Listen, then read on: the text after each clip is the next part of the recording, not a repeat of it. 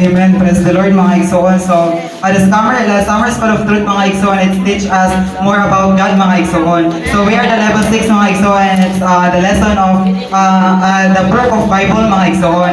So, praise the Lord, mga igsoon, the Bible is the breath of God, mga igsoon, and also the words of God, mga igsoon. So, dahil ko na mga igsoon, mga we the young people, mga igsoon, even though we familiar yun sa Bible, mga igsoon, pero we cannot even fully know what is the Bible truly says, mga igsoon.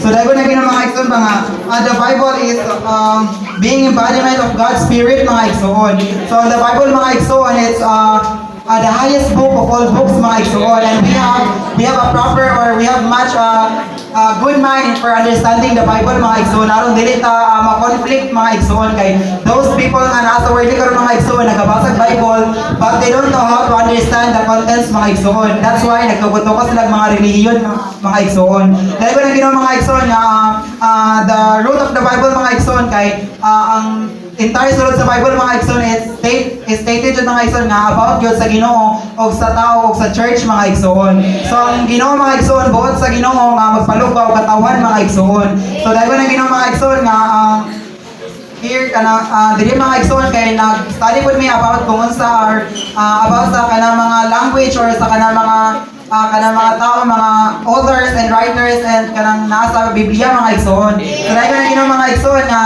sa the Bible, mga igsoon, we have 66 books, mga igsoon. Gikan to Genesis to Malachi, and to the New Testament is Matthew to Revelation, mga igsoon.